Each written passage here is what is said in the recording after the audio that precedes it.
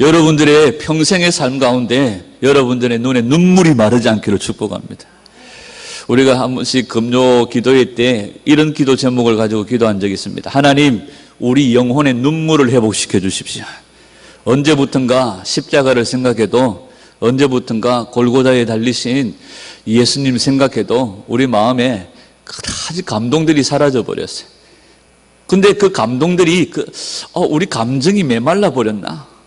언젠가부터 우리 심령의 감정들이 좀 메말라 버리고 딱딱하게 굳어져 버렸나? 이런 마음이 들 때도 있는데 감정이 말라버린 건 아닌 것 같아요. 드라마 보면서는 찔찔 자울울죠. 이게 뭔가 마르지는 않았는데 우리 우리 영에, 우리 삶에 뭔가 문제가 있지 않는가, 그런 생각들을 합니다. 그래서 지난주부터 우리가 다시 회복하자 하는 의미에서 지난주에 우리는 복음이 생명이다. 정말 구원받은 것이 우리의 가장 큰 기쁨이요, 정말 우리가 하나님 백성, 하나님의 자녀된 것이 가장 큰 기쁨이요 즐거움이요, 그 복음의 능력을 날마다 누리고 경험하는 그런 은혜가 우리 가운데 있어져야 될 줄 믿습니다. 오늘 우리가 눈에 눈물이 마르지 않는 성도 제목으로 우리가 함께 말씀을 나누려고 합니다. 1907년도 평양 대부흥운동, 그리고 무디, 유명한 전도자, 복음 전도자 무디의 그 전도 여행, 그 무디의 부흥운동에 영향을 주었던 부흥운동이 뭐냐 하면 1875년 영국의 캐직에서부터 시작되어진 캐직 사경회라는 것이 있습니다. 캐직 지방에서 계속해서 사경회, 부흥회가 열림으로 성도들의 심령을 깨우는 캐직 사경회가 열리게 되어졌는데, 이 부흥회, 이 사경회가 한 번, 두 번으로 끝난 것이 아니라 얼마만큼 지속되어졌느냐 하면 120년 가까이 이 캐직 사경회가 계속 연속적으로 진행되어졌습니다. 이것이 우리나라의 1907년 평양 대부흥운동까지 영향을 미치고, 무디의 부흥운동까지 영향을 미치고, 세계적으로 큰 부흥운동을 일으키는 여러 가지 일들의 불씨가 되어진 것이 바로 영국 캐직에서 일어난 캐직 사경회입니다. 어느 날 이 캐직 사경회에서 어떤 목사님이 설교를 하셨는데, 그때 설교하셨던 본문이 뭐냐 하면 바로 오늘 이 본문입니다. 로마서 1장, 오늘 본문을 가지고 설교했는데, 설교하시면서 그때 당시에 그 설교하셨던 목사님이 인간을 어디에다가 비유를 했느냐 하면, 우리 인간은 쥐새끼와 같다, 이렇게 비유를 한 거예요. 그렇게 설교를 하니까 갑자기 청중 가운데서 어떤 한 젊은 사람이 뻘떡 일어난 거예요. 당신 당장 사과하시오. 어떻게 존귀한 인간을 쥐새끼에 비유하냐고. 설교 중에 뻘떡 일어나가지고 당장 사과하라고 한 사람이 크게 소리를 쳤습니다. 그때 이 목사님이 그 청중의 이야기를 듣고 목사님이 정중하게 사과를 했습니다. 사과를 하면서 이렇게 얘기했습니다. 쥐새끼보다 못한 인간을 쥐에게 비유해서 정말 죄송합니다. 저는 이 세상의 모든 쥐들에게 심심한 사과를 보내는 분입니다. 쥐새끼보다 못한 인간을 쥐에게 비유했으니까 이 세상에 존재하는 모든 쥐들에게 심심한 사과를 드리는 바입니다. 이렇게 설교를 했다는 겁니다. 여러분들은 어떻게 생각하세요? 우리 인간이 쥐보다 못한 존재라는 것을 여러분들은 어떻게 생각하세요? 인정하시겠습니까? 성경을 한번 보겠습니다. 전도서 3장 18절입니다. 세 번역으로 같이 읽습니다. 시작. 나는 또 마음속으로 생각하였다. 하나님은 사람이 짐승과 마찬가지라는 것을 깨닫게 하시려고 사람을 시험하신다. 하나님께서 우리를 시험하시는데 우리가 짐승과 마찬가지라는 것을 깨닫게 하시려고 시험하신다, 이렇게 말씀하세요. 욥기 25장입니다. 시작. 하물며 벌레인 사람 구더기 인생이랴. 욥기 저자는 우리를 벌레라고 말하고 있고 구더기 인생이라고 말해요. 예수님의 고난을 묘사하고 있는 시편 22편에서는 또 이렇게 얘기합니다. 시편 22편 시작. 나는 벌레요 사람이 아니라 사람의 회방거리요 조롱거리니이다. 여러분, 벌레 같은 인생을 위해서 예수님이 벌레 같은 인간의 몸으로 오셨고요, 그렇게 죽으셨다는 거예요. 여러분, 캐직 부흥회에서 그 목사님께서 이 세상에 존재하는 모든 인간을 쥐에 비유했던 것, 그건 아주 어떻게 보면 더 좀 좋게 표현한 거예요. 오늘 성경은 우리가 벌레라고 얘기합니다. 구더기라고 얘기합니다.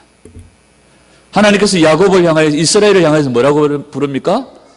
지렁이 같은 너 야곱아. 우리 표현에는 지렁이, 좋게 표현되어져 있죠. 구더기 같은, 벌레 같은. 우리가 찬송할 때도 그런 찬송을 합니다. 이 벌레 같은 날 위에 주 십자가에 돌아가셨다는 거예요.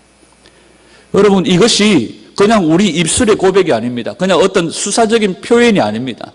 여러분, 이것이 분명한 사실이고요. 우리가 벌레 같은, 아니 짐승과 같은 인간임을 성경은 우리에게 고발하는 거예요.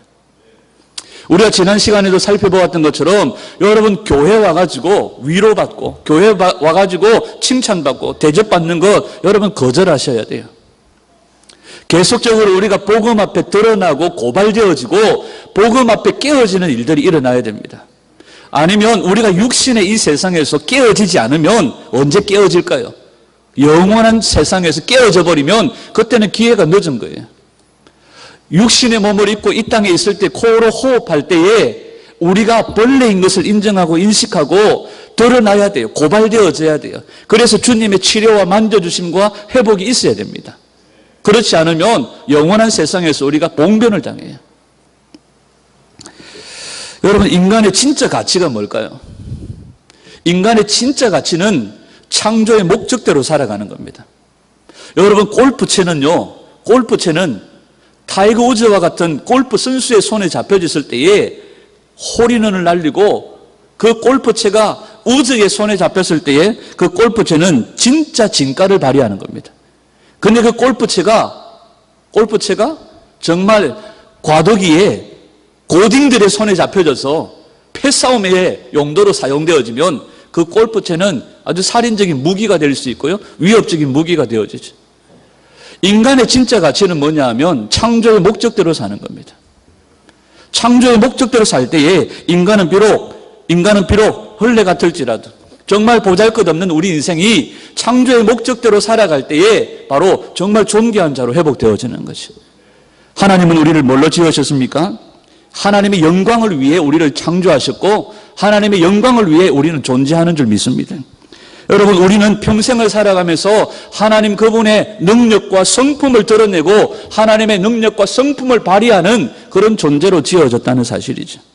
그런데 인간이 원래 그 목적대로 살지 못하고 창조의 목적대로 살지 못하고 인간이 계속해서 하나님의 성품과 하나님의 능력을 드러내는 존재가 되어져야 되는데 인간이 계속 뭐 합니까? 자기 존재를 과시하는 거예요. 자기를 드러내는 거예요. 자기의 어떤 능력을 발휘하고 자기 가치를 발휘하는 존재가 되어져 버린 거죠. 이것을 성경은 뭐라고 말하느냐 하면 죽었다고 말합니다. 원래 가치대로 살지 못하고 자기를 드러내는, 자기 가치를, 자기 존재를 드러내려고 하는 그 상태를 성경은 죽었다고 이야기합니다. 그 자체가 사망이라고 얘기하는 거죠. 에스겔 37장 12절 13절을 같이 읽겠습니다. 시작. 그러므로 너는 대언하여 그들에게 이르기를 주 여호와의 말씀에 내 백성들아 내가 너희 무덤을 열고 너희로 거기서 나오게 하고 이스라엘 땅으로 들어가게 하리라. 내 백성아 내가 너희 무덤을 열고 너희로 거기서 나오게 한즉 너희가 나를 여호와인 줄 알리라. 이스라엘이 어디로부터 나왔습니까? 애굽으로부터 나왔고 바벨론으로부터 나왔죠. 세상의 힘을 상징하는 나라로부터 나왔습니다. 그런데 애굽으로부터 나오고 바벨론으로부터 나왔는데 하나님은 그곳을 뭐라고 부릅니까? 무덤이라고 불러요. 세상을 무덤이라고 부릅니다. 무덤. 하나님은 그곳을 세상의 힘, 자기 가치를 드러내고 자기 존재를 발휘하고 자기를 드러내려고 하는 세상을 무덤이라고 얘기해요. 여러분, 하나님 당신의 백성들을 그 무덤에서 건져내기를 원하시고 그 무덤에서 끄집어내서 산자가 되게 하시는 겁니다. 이걸 우리는 구원이라고 얘기해요.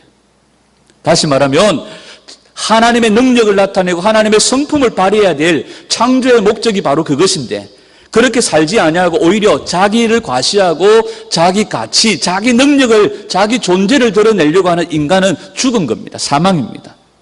그리고 그들이 살아가는 세상을 무덤이라고 얘기합니다. 하나님은 당신의 백성들을 그 무덤에서 끄집어내서 창조의 목적대로 하나님의 능력, 하나님의 가치, 하나님의 성품을 드러내는 존재로 회복하시는 거예요. 이것이 구원이라는 거예요.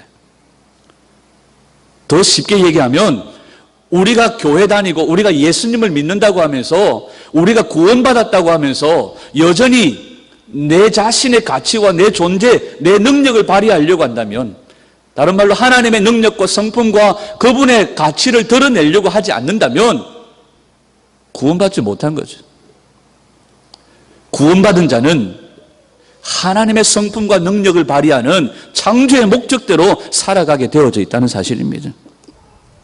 여러분, 하나님은 이 세상을 무덤이라고 얘기해요. 그 무덤에서 나오라고 말씀합니다. 나와서 뭐 하라고요? 창조의 목적대로 살아라는 거예요. 여러분, 성도가 살아날 수 있는 유일한 길은 뭐겠습니까? 오늘 성경에 보면 여러 가지 죄악들이 쭉 드러나 있습니다. 첫 번째는 남자와 여자가 서로 순리대로 남자 쓰기를 여자 쓰기를 서로 어긋나 버리고, 남자와 남자가 여자와 여자가 동성애를 행함으로 온 세상의 순리가, 하나님의 법도가 깨어져 버렸다 얘기를 해요. 이건 하나의 샘플입니다. 그리고 그 뒤에 20가지가 넘는 죄악들이 쭉 나와요. 이 20가지 넘는 죄악들이 그냥 20가지만 있다는 것이 아니라 그 앞에 보면 모든 불의 얘기합니다. 모든 불의, 세상에 있는 모든 불의, 이 모든 불의의 죄악들을 얘기하면서 이 죄악과 이런 하나님의 법도 순리를 어긋나버리고 깨뜨려버린 이 이유가 무엇이냐고 말하느냐면 28절에 이렇게 얘기합니다. 또한 그들이 마음에 하나님 두기를 싫어하며. 이런 죄악이 양산되어진 것은 마음에 하나님 두기를 싫어하는 것 때문이라고 얘기를 해요. 여러분, 원래 인간은요, 원래 성도는요, 무덤에서 나와 구원받은 자로서 살아날 수 있는 유일한 방법은 마음에 하나님 두기를 기뻐하는 것밖에 없습니다. 여러분, 우리가 살아날 수 있는 방법은 마음에 하나님 두기를 기뻐하는 거예요. 우리가 서로 말 안 하고 알지만 교회 다닌다고 해서 마음에 하나님 두기를 즐거워한다, 다 그렇지 않아요. 우리 안에서도요, 마음에 하나님 두기를 기뻐하지 않는 자들이 있습니다. 오늘 본문에 나오는 20여 가지의 이 죄악들이 나하고는 상관없다 말할 수 없습니다.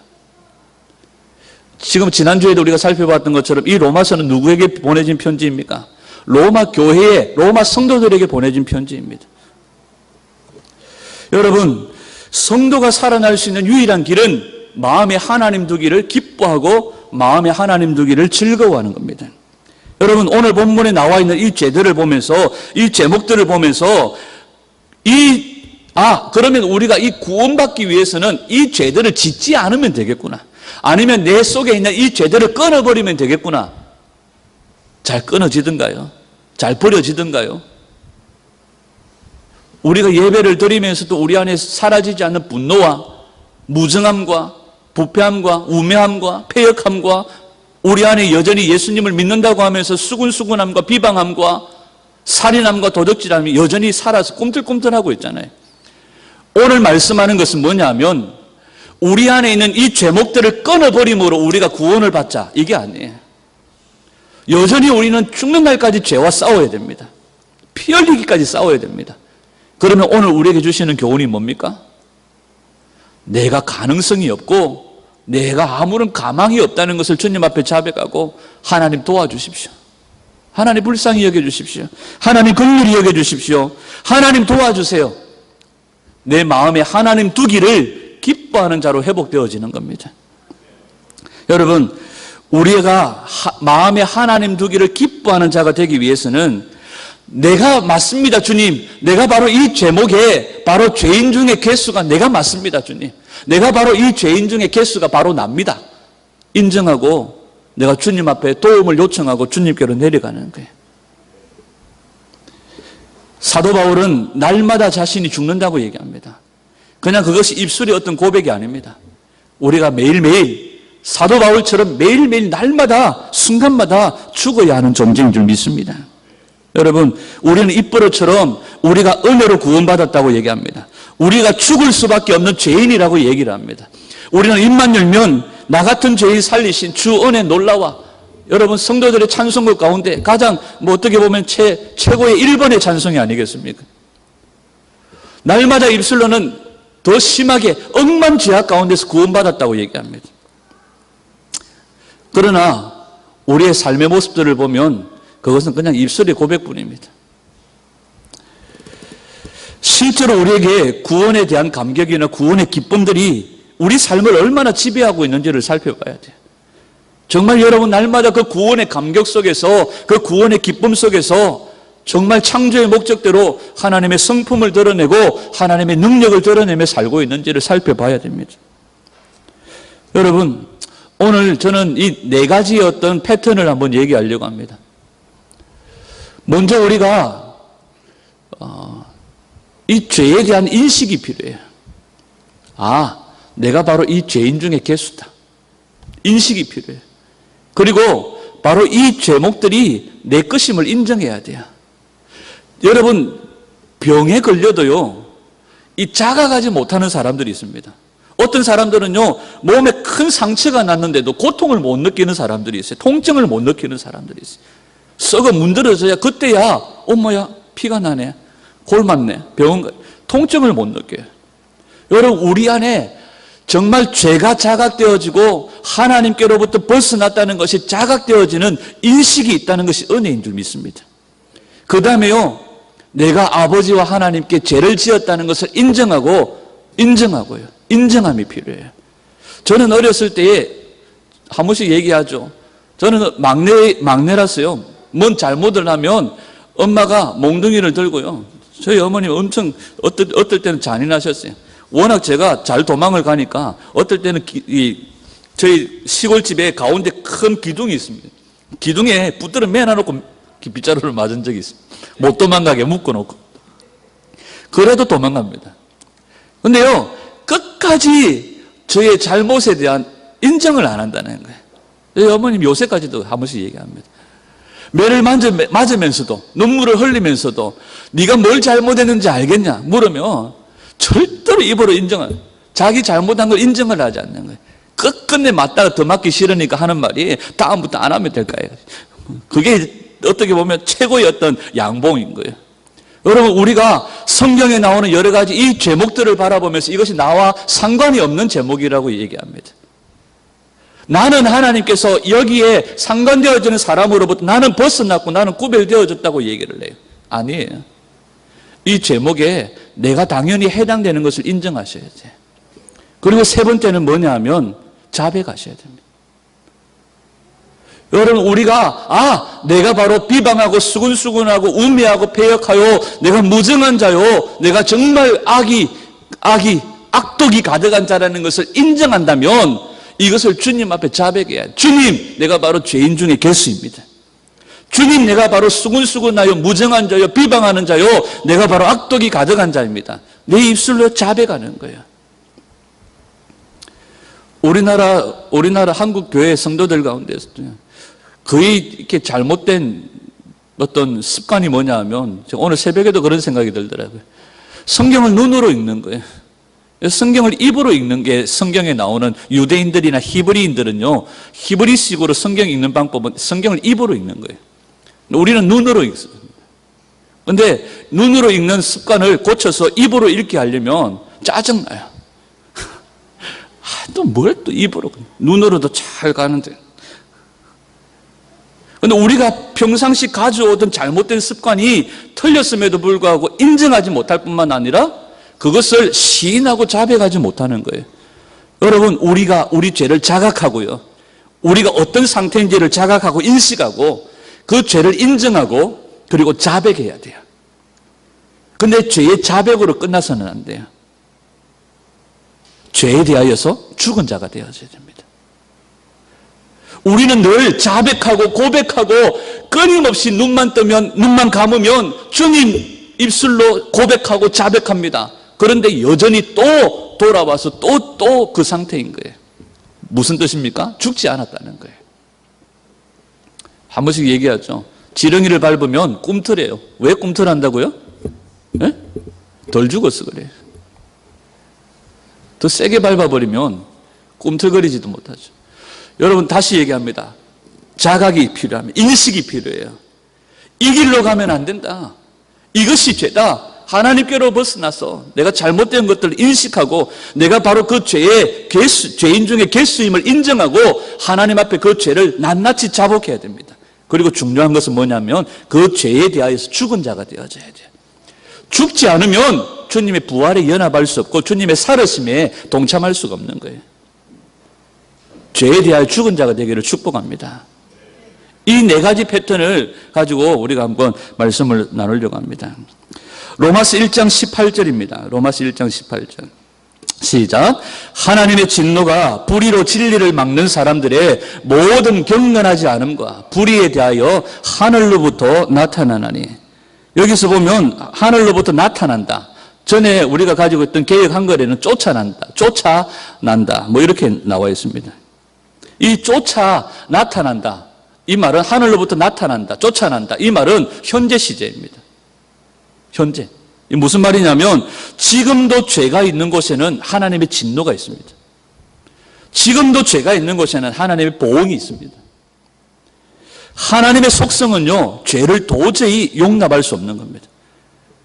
하나님의 속성은 죄를 눈 감아 줄 수 없습니다. 참아 볼 수 없습니다. 용납할 수 없다는 거죠. 하박국 1장 13절입니다. 하박국 1장 13절 시작. 주께서는 눈이 정결하심으로 악을 참아 보지 못하시며 패역을 참아 보지 못하시거늘 어찌하여 거짓된 자들을 방관하시며 악인이 자기보다 의로운 사람을 삼키는데도 잠잠하시나이까. 하박국의 기도입니다. 하나님은 눈이 정결하셔서 악을 그냥 두고 보시지 않지 않습니까? 패역을 그냥 두지 않지 않습니까? 그런데 왜 하나님 악한 자들을 그냥 보고 계십니까? 이런 기도입니다. 그의 기도 가운데서 하나님은 뭐라고 얘기합니까? 하나님은 악을 그냥 보고 지나치지 않는 분이라는 거예요. 잠언 14장 9절입니다. 시작. 미련한 자는 죄를 심상히 여겨도 정직한 자 중에는 은혜가 있느니라. 미련한 자는 죄를 어떻게 여긴다고요? 심상히 여긴다. 심상히 여긴다는 무슨 뜻입니까? 아주 심각하게 본다 이런 뜻이 아니라 앞뒤 문맥을 보면 그런 뜻은 아닌 것 같죠. 미련한 자는 죄를 어떻게 여긴다고요? 대수롭지 않게 여긴다는 거예요. 뭐 이 정도를 가지고 다 막 떠들어서고 수근수근하고 비방하고 이 정도는 그냥 양념으로 다 하는 것 아이가. 미련한 자는 죄를 대수롭지 않게 여긴다는 거예요. 여러분, 우리가 죄를 대수롭지 않게 여기지만 하나님은 죄를 차마 눈꼽만큼도 그냥 넘기시지 않는다는 사실입니다. 여러분, 우리 모두가 다 죄를 두려워해야 돼요. 우리 모두가 다 죄를 미워해야 됩니다. 오늘 본문 26절과 27절을 한번 읽겠습니다. 26절, 27절. 시작. 이 때문에 하나님께서 그들을 부끄러운 욕심에 내버려 두셨으니 곧 그들의 여자들도 순리대로 쓸 것을 바꾸어 영리로 쓰며 그와 같이 남자들도 순리대로 여자 쓰기를 버리고 서로 향하여 음욕이 부릴 듯하며 남자와 더불어 부끄러운 일을 행하여 그들의 그릇 때문에 상당한 보응을 그들 자신이 받았느니라. 그럼 사도 바울이 여기서 지적하려고 하는 것은 뭐냐면 인간이 마음에 하나님 두기를 싫어했을 때에 나타나는 죄악들입니다. 단순히 로마서 1장에서 사도 바울은 동성애를 꼬집으려고 하는 게 아니에요. 동성애만을 부각시켜서 오늘날 봐라, 미국의 PC USA 장로교단이 알라의 이름으로 기도하고 동성애를 용납하고 온 세상에 지금까지 동성애로 망한 나라는 소돔과 고모라입니다. 소돔과 고모라예요. 그런데 지금까지 온 지구상의 역사상에 동성애는 계속 되어져 있었습니다. 우리가 모르지만 신라시대에도 고려시대에도 이조시대에도 계속적으로 동성애는 있었습니다. 심지어 우리가 잘 알고 있는 플라톤, 아리스토텔레스 얘네들도 다 동성애자들이었습니다. 계속적으로 지금까지 동성애는 있었습니다. 그러나 오늘날처럼 나라가 법으로 동성애를 옹호하고 지지하는 이런 시대는 없었습니다.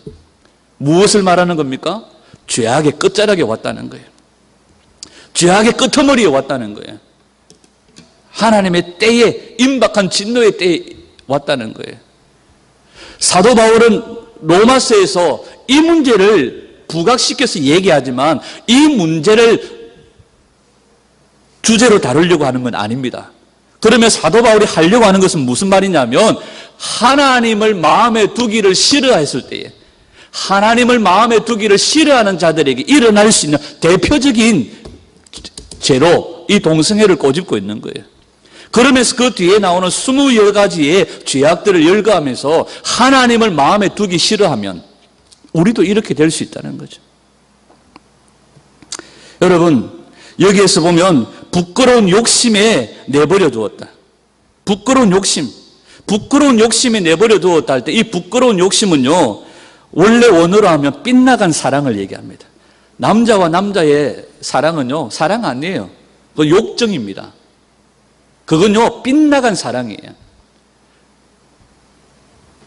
이 빗나간 사랑은요, 다른 말로 하면 빗나간 사랑이라고 하는 이 말은 욕심대로 내버려 두었다. 이 욕심대로가 바로 빗나간 사랑인데, 이 빗나간 사랑을 좀 더 세밀하게 깊이 얘기하면 이게 뭐냐 하면 관역을 벗어나다 하는 뜻이에요. 여러분, 우리가 아는 대로 관역을 벗어난다는 것은 무슨 말입니까? 죄라는 거예요, 죄. 하마르티아. 죄를 얘기할 때 관역을 벗어났다. 이 관역을 벗어난 것이 바로 빗나간 사랑이다. 이 원인이 뭐냐? 마음에 하나님 두기를 싫어하는 것. 여러분, 지금 사도 바울은 죄의 결과를 설명하기 위해서 빗나간 사랑, 동성애를 소재로 이야기를 하고 있는 거예요. 여러분, 하나님의 백성들의 사랑의 대상은 오직 유일한 우리 하나님밖에 없습니다. 여러분, 우리의 사랑의 대상은 오직 유일한 한 분, 하나님밖에 없어요. 하나님이 우리의 사랑의 대상이십니다. 그런데 인간이 누구를 사랑하기 시작합니까? 자기 자신을 사랑하기 시작함으로부터 욕심에 이끌려서 이 하나님을 향한 사랑이 빗나가 버린 거예요. 관역을 벗어나 버린 거예요. 이걸 성경은 죄라고 얘기합니다. 여러분, 우리의 존재 가치는 하나님만을 사랑하고 하나님께서 창조하신 목적대로 그분만을 높이고 그분의 존재 가치를 드러내는 것이 바로 우리의 목적입니다. 그런데 이것을 벗어나 버리면 그것이 다 죄라는 거예요. 26절과 27절은 바로 이 이야기들을 하고 있습니다. 하나님께로 향한 사랑을 하나님께 쏟아부어야 되는데 인간은 계속 하나님을 향한 사랑을 쏟아내지 못하고 그 사랑을 누구에게 쏟아냅니까? 자기 자신에게 쏟아내는 거예요. 자기 자신에게 쏟아내는 거예요. 그래서 모든 죄의 뿌리들이 보면 자기 사랑으로부터 나옵니다. 자기 사랑. 하나님을 사랑하라고 주신 모든 것을 나에게로 다 향하게 만들어버린 거예요. 이게 죄라는 겁니다. 그 결과 하나님께서 우리에게 주신 보응이 뭡니까? 멸망이에요, 멸망. 여러분, 성도가 구원받은 이후에도 자기 자신을 사랑하는 이것을요, 방향을 틀어서 하나님을 향한 사랑으로 틀어서 바꾸는 것을 못 해냅니다. 우리가 구원받은 성도이지만 나를 향한 사랑을 방향을 틀어서 다시 원위치로 하나님을 향한 사랑으로 방향을 바꾸는 이 일들을 우리가 못 해낸다는 거예요. 그러면 어떡합니까? 우리 삶에 누가 개입하세요? 성령님이 개입하셔서 나를 향하고 있던 이 사랑의 방향을 누구에게로 틀게 만듭니까? 하나님을 향하여 틀게 만들어요.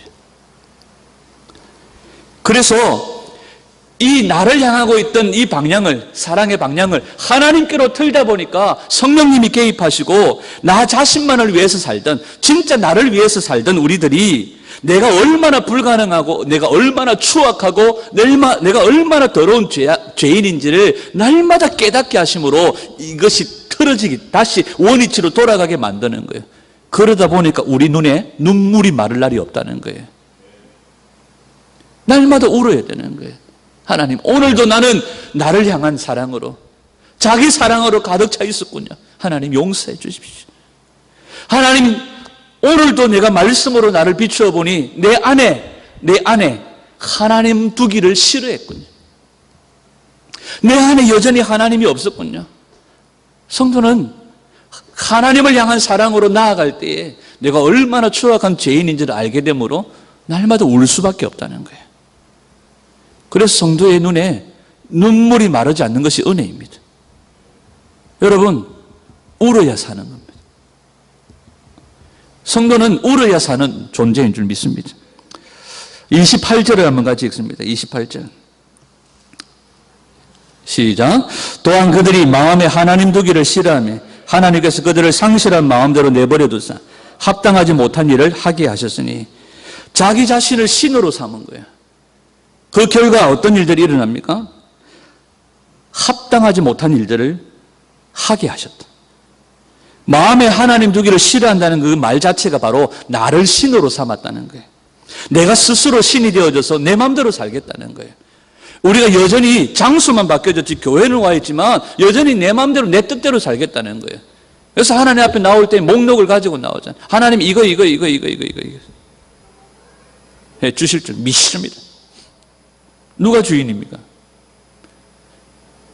여러분, 우리가 날마다 관점이 하나님의 관점으로 보는 이 변화가 우리 가운데 있어져야 됩니다. 여전히 우리는 예수님을 주인으로 모신다고 말하면서도 내 관점으로 하나님을 바라보고 내 관점으로 말씀 보고 내 관점으로 신앙생활하는 거예요. 주님은 그것이 다 어떻게 됐다고요? 빗나간 사랑이라고 말씀해요. 관역을 벗어난 거라고 말씀해요. 죄라고 말씀해요.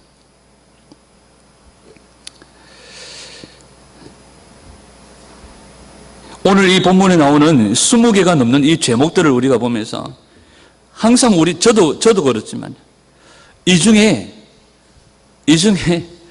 이 모든 제목들은 나하고는 상관없지 않겠느냐 이렇게 얘기합니다. 몇 개만 볼까요? 29절에 모든 불의, 추악, 탐욕, 악의가 가득한 자, 시기, 살인, 분쟁, 사기,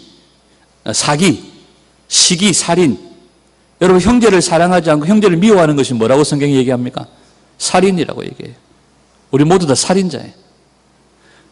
사기. 나는 사기는 안 칩니다. 이렇게 말할 수 있습니까? 사기는요, 개인적인 욕심을 위해서 다른 사람을 공경에 빠뜨리는 거예요. 덩쳐먹고 돈 떼먹고 이런 것만 사기가 아니라요, 나 자신을 높이기 위해서 다른 사람을 공경에 빠뜨리는 것 또한 사기입니다. 아니라고 말할 수 없겠다, 그죠? 여러분, 여기 나오는 모든 20가지 죄악 가운데 가장 첫머리에 뭐가 나오느냐면 모든 불의입니다. 모든 불의. 이것들이 왜 생겨나느냐?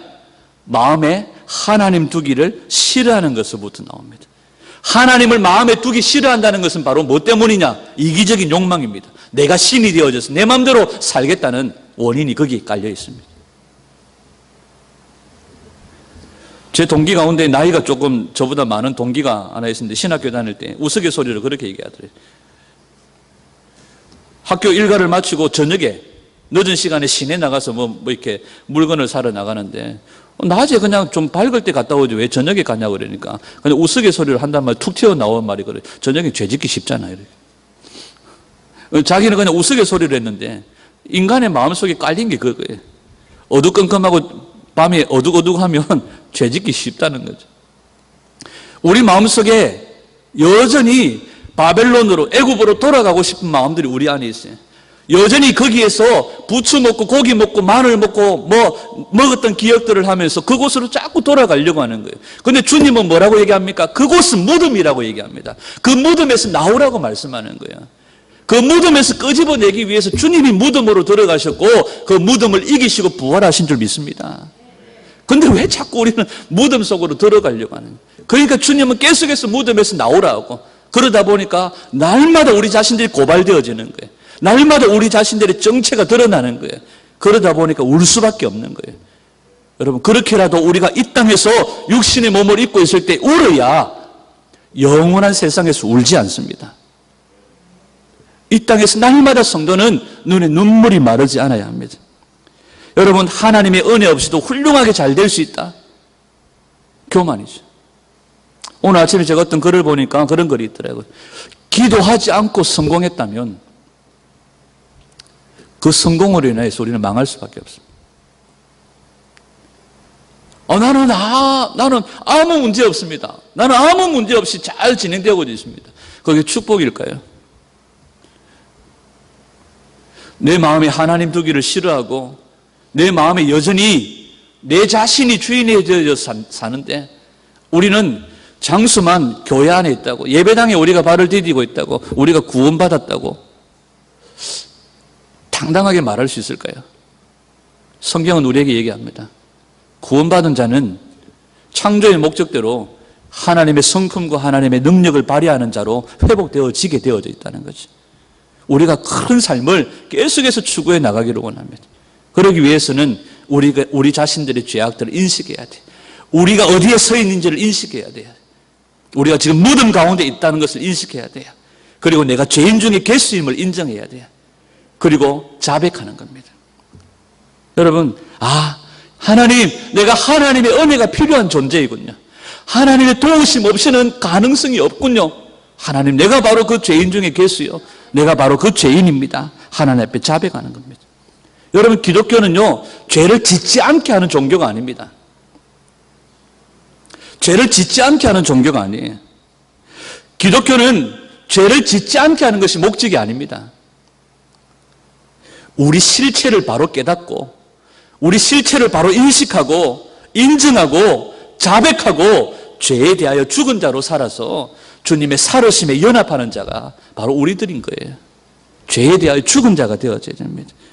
죄에 대하여 죽은 자가 되기 위해서는 우리 죄를 자백하고 주님 앞에 우리 실체를 고백하고 하나님의 도우심이 없이는 불가능한 존재인지를 날마다 고백하며 울어야 됩니다. 여러분, 바로 이 눈물로부터 우리가 다시 시작해야 돼요. 여전히 내가 주인인데도 내가 주님 앞에서 거룩한 척 살아간다면 여전히 문제는 계속해서 반복되어집니다. 우리 안에 하나님 두기를 싫어했던 것들을 회개하고 하나님 두기를 기뻐하는 것으로 회복되어져야 되고요. 내가 주인 되어서 살아왔던 것들을 회개하고 주님만이 주인이시며 주님만이 나의 사랑의 대상이시며 주님만을 드러내는 존재가 되기를 원합니다. 주님 앞에 자백하고 죄에 대하여 죽은 자로, 의에 대하여 산 자로 일어나야 하는 줄 믿습니다. 여러분, 오늘 우리가 날마다 말씀을 통하여 우리 실체들이 드러나야 돼요. 날마다 성경을 읽을 때, 날마다 기도할 때에, 날마다 말씀을 들을 때 우리 실체들이 드러나서 낱낱이 다 주님 앞에 자백되어지고 죽은 자로 주님의 죽음에 연합되어지고 주님의 살으심으로 다시 연합되어 살아나는 자가 되어져야 될 줄 믿습니다. 여러분, 사도 요한은요, 요한 1서에서 죄를 안 지은 사람이 천국 가는 것이 아니라 죄를 자백한 사람이 천국 간다고 말씀하고 있어요. 요한 1서 말씀을 한번 볼까요? 요한 1서 1장 5절에서 10절. 요한 1서 1장 5절 시작. 우리가 그에게서 듣고 너희에게 전하는 소식은 이것이니 곧 하나님은 빛이시다. 그에게는 어둠이 조금도 없으시다는 것이니라. 만일 우리가 하나님과 사귐이 있다 하고 어둠에 행하면 거짓말을 하고 진리를 행하지 아니함이거니와 그가 빛 가운데 계신 것 같이 우리도 빛 가운데 행하면 우리가 서로 사귐이 있고 그 아들 예수의 피가 우리를 모든 죄에서 깨끗하게 하실 것이요. 만일 우리가 죄가 없다고 말하면 스스로 속이고 또 진리가 우리 속에 있지 아니할 것이요. 만일 우리가 우리 죄를 자백하면 그는 미쁘시고 의로우사 우리 죄를 사하시며 우리를 모든 불의에서 깨끗하게 하실 것이요. 만일 우리가 범죄하지 아니하였다 하면 하나님을 거짓말하는 이로 만드는 것이니 또한 그의 말씀이 우리 속에 있지 아니하리라. 여기 보면 빛 가운데 행한다, 어둠 가운데 행한다 이 말씀을 해요. 이 말을 우리가 단정 짓지 말아야 됩니다. 어둠 가운데 행한다는 말은 죄를 짓는다. 빛 가운데 행한다는 말은 죄를 짓지 않는다. 이 뜻이 아니죠. 여러분, 빛 가운데 행한다는 말은 뭡니까? 우리가 빛 가운데로 들어가면 우리 안에 모든 것들이 다 드러나요. 심지어 큰 병원에 가면 뭐 CT나 MRI가 있어가지고 거기다 눕혀놓고 통과시켜버리면 우리 내장의 기름때까지 다 보이는 거예요. 빛 가운데 행한다는 것은 뭐냐 하면 우리의 모든 죄가 낱낱이 드러나고요. 모든 죄가 낱낱이 드러나는 삶을 살아야 함을 말씀합니다. 여러분, 날마다 성경 말씀으로 조명하여 비추어서 우리 자신들을 살피시기를 바라요. 드러내시고 적발하셔야 됩니다. 우리의 모든 죄들을 날마다 말씀과 기도로 적발하셔서 주님의 보혈로, 주님의 죽으심에 연합하여 죽음의 자리로 내려가야 됩니다. 그래야 사는 은혜가 있는 줄 믿습니다. 저와 여러분들이 날마다 죽는 자리로 내려가기를 소원해요. 날마다 우리 죄가 고발되어지고 날마다 죽는 자리로 들어가 주님의 부활하심에 연합하여 산자로 일어나야 됩니다. 이 땅에 있을 때 우리가 날마다 눈에 눈물로 주님 통곡하며 우리 자신이 하나님의 도우심 없이는 가능성이 없는 존재임을 날마다 고백하는 자리에서부터 우리가 다시 일어나고 시작해야 될 줄 믿습니다. 이 은혜가 우리 가운데 있기를 축복합니다. 다시 한번 말씀을 정리합니다. 여러분, 우리가 육의 죽음이요 예수님의 은혜를 붙들게 해요. 이 땅에 있을 때 우리가 죽음의 자리로 내려가야 됩니다. 주님 앞에 우리의 이 모든 죄악들, 죄목들을 바라보면서 이걸 어떻게 없앨까? 어떻게 하면 끊어버릴까? 여러분, 손발 수족을 다 끊어버려도요, 눈으로 생각으로 죄를 짓고 앉아있어요. 죄 못 끊어버려요. 하나님, 내가 정말 가능성 없는 존재입니다. 하나님 은혜 도우심이 필요한 존재입니다. 이 고백으로 주님 앞에 내려가는 겁니다. 하나님, 참 우리가 말씀을 들으면서 하나님, 내 인격이 이 정도밖에 안 되는군요. 주님 용서해 주십시오. 주님 도와주세요. 계속해서 우리가 주님의 도움을 구하며 내 마음에 하나님 두기를 즐거워하는 자들이 되어져야 됩니다. 여러분, 구원의 길은 오직 예수님의 피밖에 없습니다. 우리 전교가 이번 주일 지나고 주중에 단기 선교를 가잖아요. 끔찍한 얘기를 하면, 여러분, 목사로 평생을 살다가도요, 하나님 앞에 버림받을 수 있습니다. 죽지 않고 여전히 자기가 주인이 되어 살다 보면 목사로 평생을 살아도요, 하나님 앞에 버림받을 수 있습니다. 제가 요즘 그런 마음들이, 두려운 마음들이 있더래요. 사도 바울이 그랬잖아요. 복음을 전한 이후에 자신이 하나님 앞에 버려질까? 사도 바울이 그런 마음을 가졌대요. 여러분, 선교에도 하나님 앞에 버림받을 수 있어요. 전도 왕으로 살아도요, 하나님 앞에 여전히 자기가 주인 되어 살면 하나님 앞에 버림받을 수 있어요. 지난주에 저희 집사람이랑 계속 그런 얘기를 했습니다. 야, 우리 이렇게 살면 안 되잖아. 우리 이렇게 살면 안 되잖아. 여러분, 우리 이렇게 살면 안 돼요. 정말 날마다 예수님 앞에 날마다 죽는 삶을 살아야 돼요. 날마다 우리 육신을 죽이고 하나님 앞에 우리가 가능성이 없는 존재임을 날마다 고백하고 하나님 도와주세요. 하나님 도와주세요. 하나님, 우리 인격이, 우리 삶이, 내 수준이 이거밖에 안 됩니다. 주님 도와주세요. 주님 도와주세요. 주님, 날마다 우리 자신 눈물로 주님 앞에 나아가서 주님의 발을 씻기고 날마다 눈물로 주님 앞에 나아가 통곡하며 주님의 긍휼하심을 입고 주님의 보혈로 덮여지고 씻겨지는 그런 저와 여러분들이 되시기를, 주님의 죽으심에 연합하여 주님의 살으심에 함께 동참하여 살아나는, 주님의 보좌에 앉으심과 같이 우리도 보좌에 앉게 되어지는 그런 축복의 자리로 나아가는 저와 여러분들이 되시기를 주님의 이름으로 축원합니다.